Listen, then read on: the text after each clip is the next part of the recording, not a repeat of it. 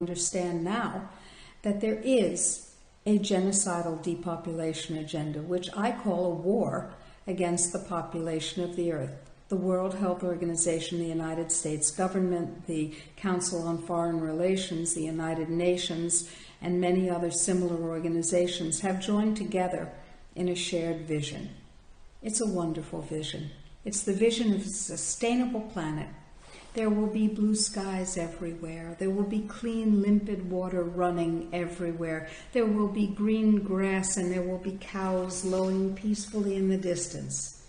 And you and I and our children and our children's children will no longer exist. We will not be there to appreciate this beautiful, sustainable world because we will have been eliminated by the elite, by the globalists, since we, in their vision, are useless eaters.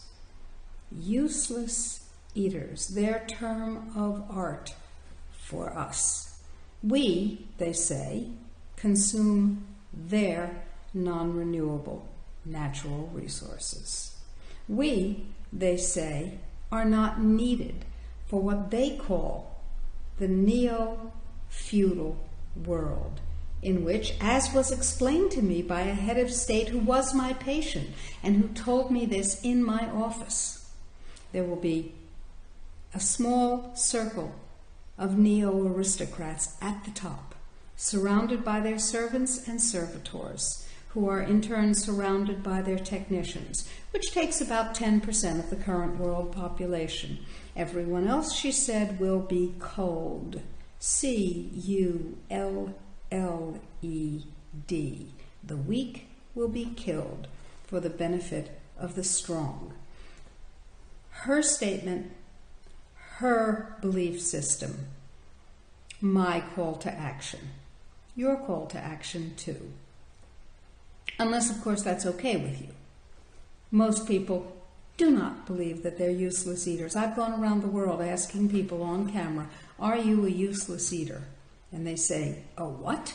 And I explain the concept to them and they say, no, I'm not a useless eater. My children and I have every right to live on this planet. This planet belongs to us. And they're right. It does not belong to the elite. They are wrong. In my estimation, they are psychopaths. They're quite mad. They're powerful, and they control the means of communication, transportation, and production, but they're crazy as bedbugs. And it's up to us, the people who are not crazy as bedbugs, to take our own future into our own hands and assure it for ourselves. There is plenty of food on this planet. There is plenty of water on this planet, and there are not too many people. The myth of overpopulation was funded by John D. Rockefeller Jr. and his friends in order to make it okay to kill lots and lots and lots of people. It's a myth.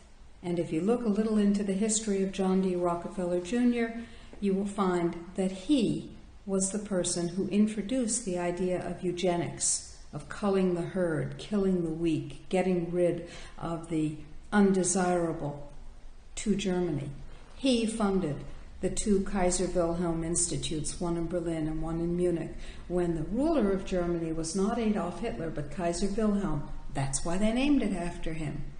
And he was the one who brought eugenics to the United States. Tens and tens of thousands of so-called undesirables were involuntarily sterilized at his behest. It goes on and on.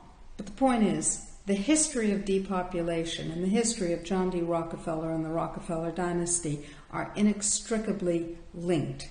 It's not okay with me, and I'm quite sure it's not okay with you, to depopulate the planet for the sake of the few elites who have decided that that makes sense. Back to my statement that they're crazy as bedbugs. They are psychopaths. They have no allegiance or affiliation with anything or any being that is not directly of service to them. Most of us live life a little differently. Now, the inputs that we are receiving, and that is to say contaminated food, degraded and devitalized food through the agency of Codex Alimentarius, a United Nations commission run jointly by the World Health Organization and the Food and Agriculture Organization, which, like the Federal Reserve of the United States,